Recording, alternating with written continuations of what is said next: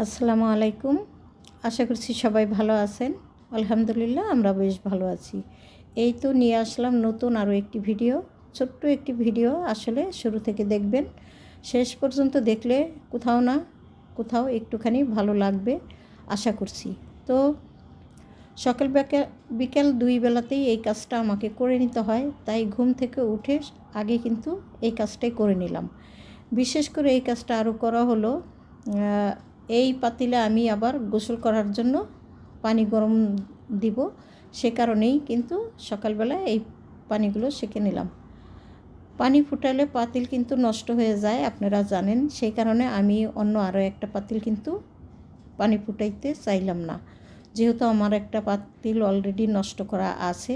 তো সেইভাবেই এই পাতিলটাতেই আমি কিন্তু গোসল করার জন্য এখন পানি ফুটিয়ে নিব, তারপরে আবার খাওয়ার জন্য এক পাতিল পানি ফুটিয়ে রেখে দেব। তো যাই হোক, এখন আমি পানি সেঁকে নিয়েছি, তারপরে এক পাতিল পানি গরম দিব। তবে এটা হলো সকালবেলা আমার হাজব্যান্ডের জন্য, উনি হালকা কুসুম গরম পানি দিয়ে এত শীতে গোসল করে। তো যাই হোক, মাথাতে তো গরম পানি দেয়ই না, ঠান্ডা পানি দিবে। আর কখনোই কিন্তু উনি গরম পানি দিয়ে গোসল করতো না, কিন্তু এই এত শীত পড়াতে এখন কিন্তু একটু চিন্তা ভাবনা করছে। তো যাই হোক, দেখতেই পাচ্ছেন এখানে কিন্তু বেশ কিছু কাপ, পিরিচ, ট্রে এগুলো আছে সিঙ্কের ভিতরে। তবে গতকাল রাতের বেলা 9টার দিকে বেশ কিছু মেহমান বাসায় এসেছিল, তাদের জন্য অনেক কিছু আয়োজন করা হয়েছিল, সেগুলো তো আমি আপনাদের সাথে শেয়ার করতে পারিনি। তো টুকটাক কিছু প্লেট বাটি আমি আর কি ধুয়ে রেখেছিলাম রাত্রেবেলা, আর সকালে উঠে বেশ কিছু ধুয়ে নিলাম। তো কি এখন ধুইলাম, আর বাদ বাকিগুলো ওই যে ডাইনিংয়ের উপরে গুছিয়ে রেখে দিয়েছি।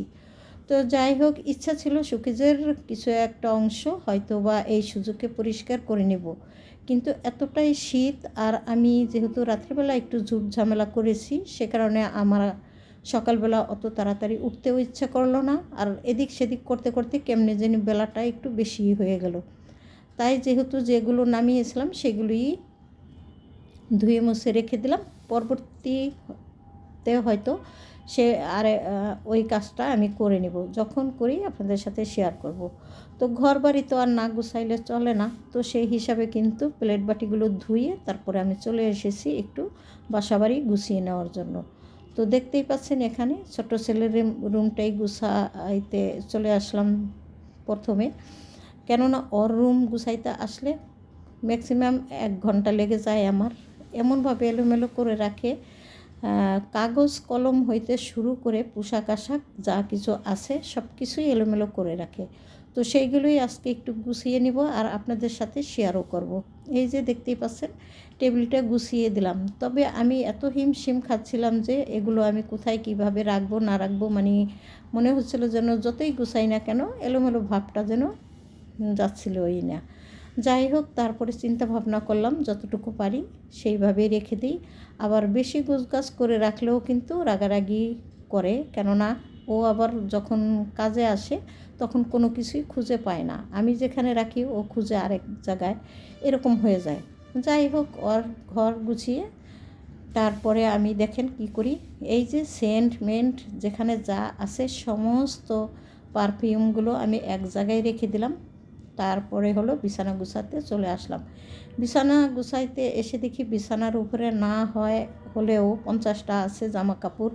তো কি আর করার, এইগুলো এক এক করে ভাঁজ করে নিলাম অফ ক্যামেরাতে। যদি ক্যামেরা ধরে এইগুলো করতে যাই তাহলে হয়তো আপনারাও বিরক্ত হবেন, আর আমি তো বিরক্ত হবই।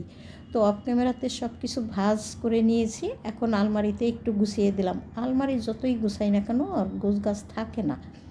তো কাপড় চোপড়গুলো আলমারিতে তুলে রেখে তারপরে চলে আসলাম আমি হলো বিছানাটা একটু ঝেড়ে মুছে পরিষ্কার করে নিতে। এইভাবে প্রত্যেকটা রুম কিন্তু আমি পরিষ্কার করে দিয়েছি, পাশাপাশি বুয়া এসে ঘর বাড়ি মুছে দিয়ে চলেও গিয়েছে। তো আজকে আর এত বক বক করবো না, আগামী দিনে হয়তো একদম একটু বড় ভিডিও দেওয়ার আপনাদের সাথে চেষ্টা করব। তো এখান থেকে হয়তো আমি বিদায় নিয়ে নেব, তারপরে আমি হলো রান্নাবান্না করব এবং বাদ বাকি কাজকর্ম অন্য ভিডিওতে দেখাইতে চেষ্টা করব। আজকে আর পারলাম না আপনাদের সাথে কোনো কিছু শেয়ার করতে, একটু অন্যরকম ব্যস্ততায় চলে যেতে হয়েছে। তো সবাই ক্ষমা সুন্দর দৃষ্টিতে দেখবেন। আল্লাহ হাফিজ।